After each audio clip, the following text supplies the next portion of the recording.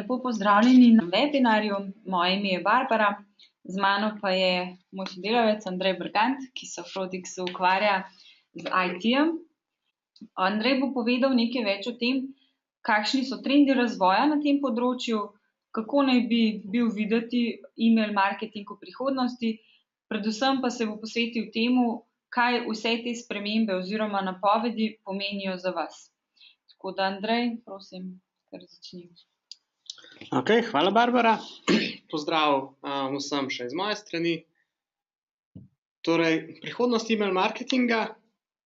Sem to temo razdelil na 3 neke glavne teme. In sicer, kaj so tisti trendi, ki jih bomo verjetno videli že letos, pa jih bomo začeli tudi mi uporabljati v svojih poštnih sporočilih. Torej, neke take tiste male spremembe, ki peljejo potem do tistih večjih. Naslednja stvar, o katero bi predstavil, so pa tiste bolj zanimive stvari, torej trendi v neki malo daljši prihodnosti, tam 2, 3, mogoče do 5 let. In pa pol zadnja točka, oziroma ta je kar nekako pomešana tja noter vmes v vsako tematiko. Kako pripraviti nek email prihodnosti že danes, torej kako te neke napredne funkcionalnosti, o katerih bomo govorili, kako in do kakšne mere jih lahko že kar vključujemo v naša poštna sporočila, kakšne so omejitve, kakšna je mogoče tehnologija za tem, oziroma kje lahko kaj več o tem najdemo. Pa če gremo potem kar na prvo temo, oziroma na prvi del, kaj so trendi, ki jih bomo videli že v letošnjem letu. Prva stvar, kvaliteta bo pomembnejša postala od kvantitete. Torej, število sporočil, ki jih bomo vseh skupaj poslali, končno število bo manjše, ampak načeloma vse skupaj samo z namenom, da dobimo ven boljše številke in večji uspeh posameznega maila. Zdaj pričakuje se, da bo v primerjavi z lanskim letom budžet za digitalno oglaševanje, kamor pač poleg klasičnih digitalnih oglasov spada tudi email marketing, da se bo budžet povečal za nekje 5 do 10%. In ta čas bomo ali pa pač bodo tržniki usmerili v to, da pošiljajo bolj kvalitetna sporočila, torej več časa bodo namenili ustvarjanju sporočil.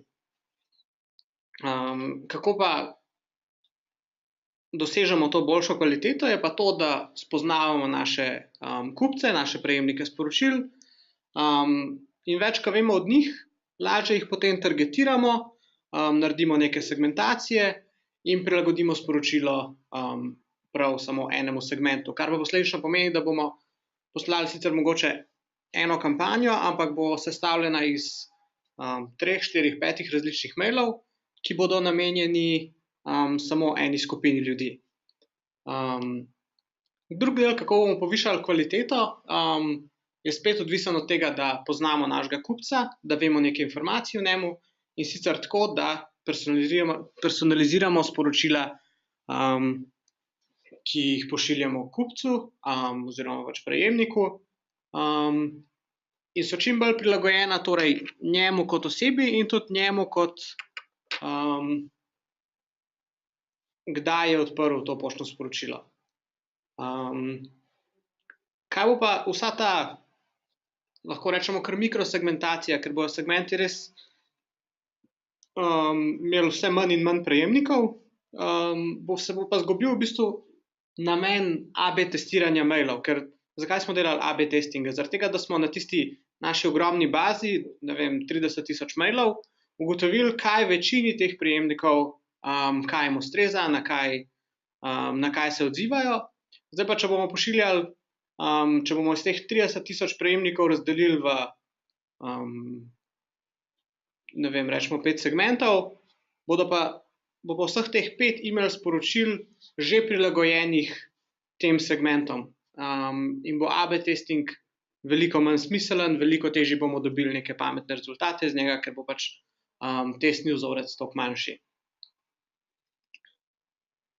Naslednja stvar, ki jo bomo videli, da se bo delala, je prilagojenost napravi, kjer se email prikazuje. In zdaj responsive email, torej email, ki se pravilno in berljivo prikaže na računalnikih in mobilnih napravah, je danes tako že nuja. Tam nekje med 30 in 50% mailov se odpre na mobilnih napravah. Torej, prav konkretno na telefonih, če vzamemo zraven še tablice, je številka tam nekje gre do 60-70% celo. In tukaj vidimo lahko en primer enega maila, ki ga bomo tudi potem majčkeno bolj podrobno pogledali. Lahko vidimo, kako se je v bistvu mail prilagodil temu, da je prikazan na manjšem zaslonu. Torej, ne samo, da je berljiv, ampak je tudi vsebina spremenjena, prilagojena. Lahko na vrh vidimo meni. Na računalniku ima recimo meni 4 elemente, na telefonu samo še 2. In pa ta glavna slika, ki je sicer dinamična, lahko vidimo, kaj se je zgodilo iz neke zelo velike grafike, pa iz menija ali pa iz nekega selektorja na desni strani, se je ta selektor pomanjšal, spremenil v ikone in je zdaj na vrhu. In tudi vsa tista kompleksna poševna grafika se je spremenila v en sam oranžen kvadratek. Torej, veliko več bomo delali na tem, da bo ne samo berljiva na telefonu, ampak tudi, da jo bomo veliko lažje na telefonih konzumirali. In pa naslednja stvar, ki prihaja, mogoče še ne letos, je pa to, da torej responsive mail, ki se lepo prikaže na telefonu, je že standard. Začeli bomo pa pripravljati maile, ki bodo imeli prilagojeno vsebino za pregled na še manjših zaslonih, torej na urah in teh pametnih zapestnicah. Naslednja stvar je pa to, da bomo začeli delati še več neke avtomatizacije. Kaj nam avtomatizacija omogoča? To, da kombiniramo podatke iz spleta, preteklih e-sporočil, družabnih omrežij, preteklih nakupov, oziroma pač vseh podatkov, ki jih imamo poleg v CRM sistemu, v marketinškem informacijskem sistemu, v sistemih za digitalno oglaševanje. In če vse to spremljamo, lahko pošiljamo tako imenovana live sporočila oziroma sporočila v živo, kar pa pomeni, da bomo avtomatizirali kampanje na različne dejavnike. Lahko jih avtomatiziramo glede na neke dogodke, ki jih je uporabnik naredil na spletni strani.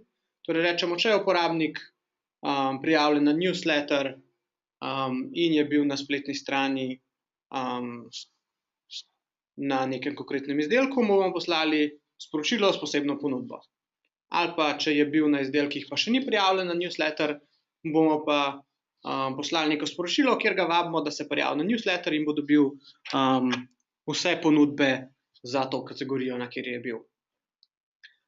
Zdaj tista majčkeno bolj napredna avtomatizacija, ki nas pa še čaka, je pa to, da bodo orodja za marketing automation ali pa na splošno za email marketing začela omogočati to, da bomo vlekli v orodje noter še neke dodatne podatke, recimo vreme. Pa bomo potem vsem uporabnikom, ki jih imamo na neki lokaciji, poslali poleg našega maila noter še vremensko napoved, namenjeno prav njim. Ali pa bomo rekli, vemo, kakšne so športne preference naših prejemnikov in bomo vsem tistim, ki so fani košarkarskega kluba Olimpija, poslali nek mail takrat, ko bo Olimpija zmagala neko pomembno tekmo. Lahko pošljemo neko ponudbo vezano na to ali pa kaj podobnega.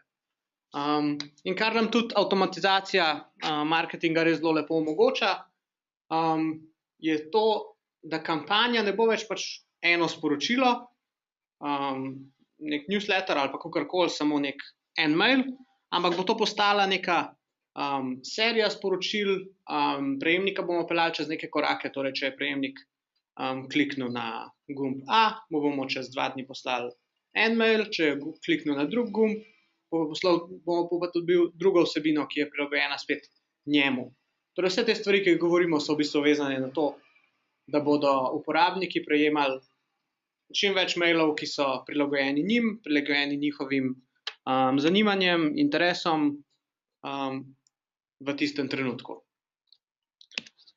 In zdaj, če si potem pogledamo te, mogoče jaz rečem, malo bolj zanimive, kaj nas čaka v prihodnosti, je pa to, da bodo torej marketinški maili postali vse bolj podobni nekim spletnim stranem v malem, torej nekim takim mikrosajtom. Veliko več se bo dal konzumirati različnih vsebin, kar v mailu, posledično pa to pomeni, da bo manj ljudi kliknilo na linke v mailu in pa šlo na našo spletno stran. Prvi tak primer je personalizacija prihodnosti, ki je personalizacija s kontekstom. Torej, najprej smo govorili prej, letos bo več te personalizacije, ki je zelo vezana na uporabnika, zdaj bomo pa dodali še nek kontekst, ki je pa v tem primeru neka dodana vrednost v pravem času na pravem mestu. In sicer torej vsebina bo prilagojena lokaciji ali pa nekem trenutku, ne pa samo segmentu, v katerem se kontakt nahaja. Torej, če rečemo za primer, mi vemo naslov našega prejemnika, da živi v Ljubljani, ampak če mu pošljemo, če nadaljujemo s tem vremensko napovedjo, če mu pošljemo vremensko napoved za Ljubljano, pa je on šel na službeno potovanje v Dubaj, mu tista vremenska napoved čisto nič ne pomaga. Torej, želimo pošiljati sporočila, ki so vezana na konkretno okolje. In stvari, ki jih lahko v bistvu že danes delajo recimo letalske družbe, ponudniki nastanitev, ponudniki nekih dogodkov, ki se dogajajo mogoče ne ravno pri nas. Lahko damo prilagojene slike v e-mail. In zdaj včasih, oziroma lahko dajemo potem še lokalne novice, lokalno vreme. Če na lokaciji, kamor je recimo stranka prišla, da tam igra nek glasbenik, ki vemo, da je prejemniku všeč, mu lahko pošljemo še neko ponudbo, pa mu ponudbo neke vstopnice za ta dogodek, ali pa, ker vemo, kdaj stranka ali pa pač kontakt pristane, mu lahko pošljemo kar navodila, kako do neke zanimive restavracije v bližini, ali pa kako do njegovega hotela.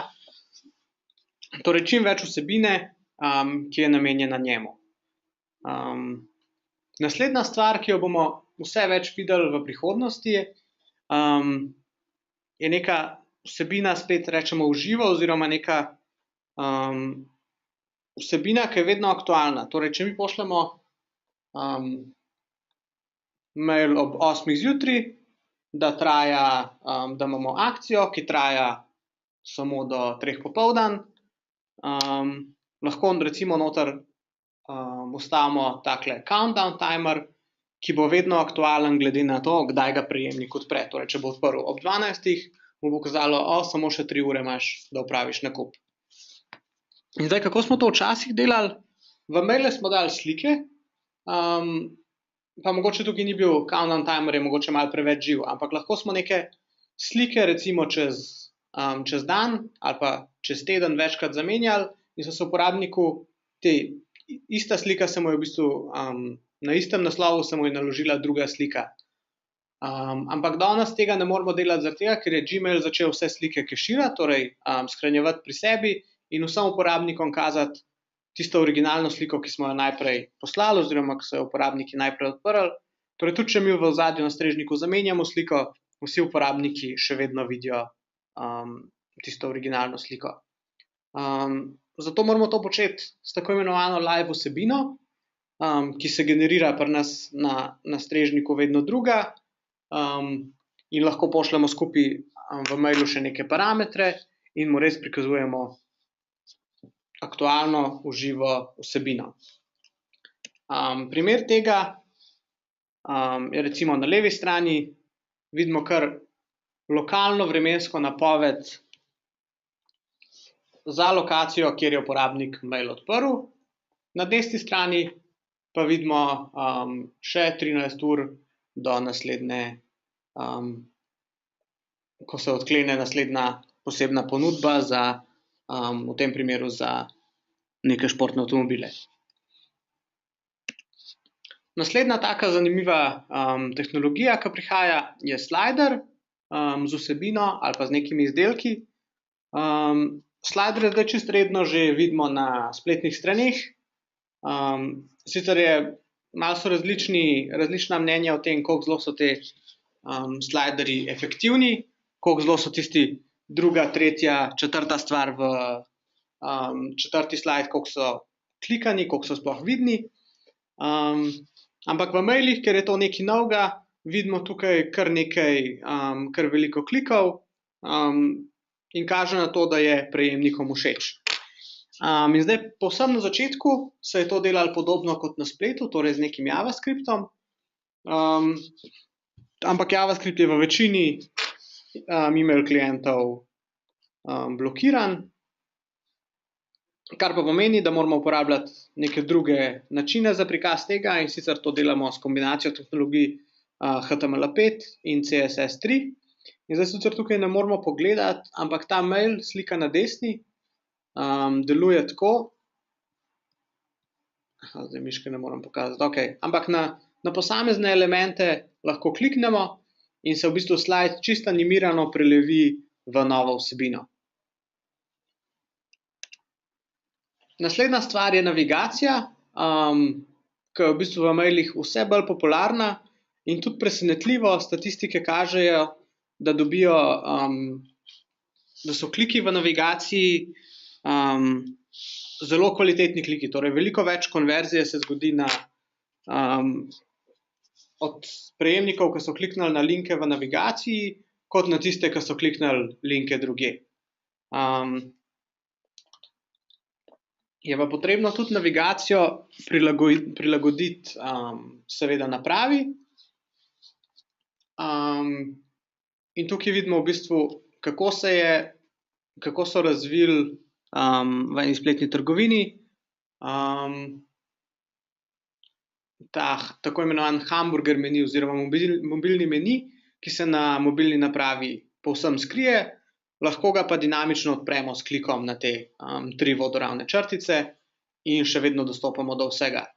Ker jasno na telefonih ne moramo kazati velike informacije, recimo, če bi tukaj poleg logota želeli še meni pokazati, bi ga mogli dati v novo vrstico, kar pomeni, da bi celotno vsebino prestavili še za višino menija nižje in bi imeli na prvi strani maila veliko manj informacij prikazanih. Naslednja stvar je video. In video, tukaj govorimo prav v videu, ki je vstavljen v mail. Torej, kjer uporabniki odprejo mail, kliknejo play in predvajajo in gledajo celoten video kar v svojem poštnem nabiralniku. Statistike kažejo, da so taki videi predvajani od 30 do 100% več. Torej, kar nekaj več ogledov videa bomo dobili na ta način. Uporabniki, ki pa si ogledajo ta video, ker jih je več, naredijo tudi veliko več engagementa in sicer kar do 90% več klikov dobi tak mail. Je pa res, da recimo konkretno z videom dobimo zelo različno izkušnjo v različnih e-mail klientih. Zato moramo se znajti tako, da na platformah, kjer je možno, prikažemo video, ki se lahko takoj predvaja, na drugih pa prikažemo slikco ali pa nek thumbnail videa, kjer imamo na sredini play gumb in klik na to slikco pelje uporabnike na spletno stran, ne vem, na YouTube, kjer se ta video predvaja. Torej, je pa treba majčkeno pogledati, na katerih napravah naši prejemniki odpirajo ta sporočila. Če jih je dovolj, se mogoče splača razmisliti o neki taki stvari, če delamo z videom. Trenutno podprte platforme so torej vse Appleove mobilne naprave in računalniki in pa Outlook.com. Torej ne Outlook kot klient, kot program, ampak spletna verzija Outlooka.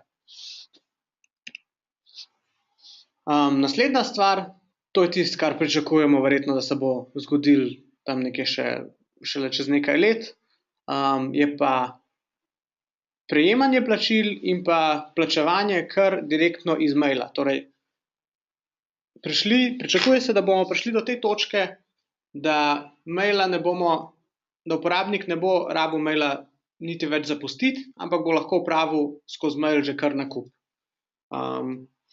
Tukaj obstaja nekaj projektov, ki razvijajo rešitve v tej smeri, in nekako izmed vseh je najbolj obetavna Google Pony Express. Je pa to še zelo v fazi razvoja, tako da v bistvu nismo še našli nekega konkretnega primera v praksi, da bi to bilo, ali pa da bi to kjerkoli že delovalo na kakršnikoli platformi.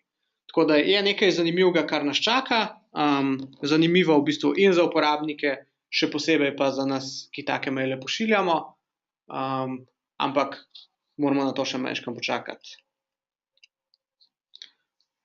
In zdaj do vseh teh funkcionalnosti bomo prišli nekako po nekih korakih, torej verjetno najprej se bodo začeli uporabljati te trendi, ki smo jih rekli, da bodo aktualni že letos, torej več personalizacije, več avtomatizacije, več segmentacij. Vse tiste napredne funkcije, na tiste bomo mogli pa za kar nekaj njih še počakati, da se prilagodi na eni strani tehnologija, na drugi strani pa da se prilagodimo mi kot pošiljatelji. Ker prejemniki bodo take spremembe, ki bodo zahtevale od njih manj napora, bodo jih z veseljem sprejeli. Torej na eni strani rabimo poštne odjemalce, ki bodo bolj prilagodljivi z nove vrste vsebin, bolj podpirali vse te moderne tehnologije. Na drugi strani pa bomo marketingerji mogli odkriti neke nove načine merjenja uspešnosti. Ker če pogledamo nek klasičen model, kako zdaj pošiljamo maile, pošljemo sporočilo, kjer so neki kratki povzetki vsebin ali pa nek pitch nečesa in na koncu imamo gumb ali pa link, ki pelje uporabnika na spletno stran in se tam zgodi konverzija. Zdaj, nov model ali pa način uporabe mailov v prihodnosti bo pa izgledal tako, da bo uporabnik dobil mail, v njem se informiral, prebral vsebino in konec koncev tudi že opravil kar direktno konverzijo. Torej vse se bo zgodilo nekje drugje. In trenutno lahko rečemo, da je e-pošta trenutno razmeroma dobro merljiva, torej merimo, koliko ljudi je odprlo stran e-mail, koliko ljudi je kliknilo, kaj so potem delali po tem kliku in tako naprej. Nekje v prihodnosti bomo mogli pa najti neke nove načine merjenja, ker klik v bistvu ne bo več tista glavna enota uspešnosti. Jasno, še vedno bomo na koncu zabeležili konverzijo, ampak bomo mogli pa znati oceniti to, koliko časa je nekdo bral mail, katere stvari je v mailu kliknil, pa so se tudi v mailu recimo prikazale, če bo to neka vsebina, ki se bo lahko prikazala ali pa skrila, torej kot je tisti slider. Predvsem bomo pa pač čisto mentalno mogli narediti nek ta premik, da bomo kupcem čim bolj olajšali izkušnjo z nami, torej da bodo oni dobili mail in dejansko v mailu že konzumirali vsebino, kar pa pomeni tudi, da če bodo v mailu, bodo imeli manj priložnosti iti na Google ali pa na stran konkurence primerjati našo ponudbo. Torej, če bo ponudba zanimiva, je večja verjetnost, da se bo vse skupaj odvilo, če bojo to lahko že naredili brez klika ven. Torej, po mojem mnenju prihajajo neki zanimivi časi, ki se jim bomo mogli pa vsi prilagoditi, in v to bomo vložili verjetno kar nekaj časa, ker prihajamo, spet bodo za vse te stvari, ki smo jih govorili, bo zelo pomembna tehnologija, ki bo stala zadaj, kar pa pomeni, da vsaj za začetek bomo tukaj videli take stvari pri večjih pošiljateljih, ki si lahko majčkeno več privoščijo, neka dražja orodja. Zagotovo pa bodo na drugi strani prišli neki manjši ponudniki, ki bodo zelo efektivno rešili različne probleme in bodo zanimivi tudi za pošiljatelje z manj prejemniki, z manj dohodka, z manj fokusa na digitalnem marketingu. To je za danes vse. Če so kakšna vprašanja, če so kakšni komentarji, jih bom vesel, lahko kar tukaj, ali pa jasno kadarkoli na moj mail.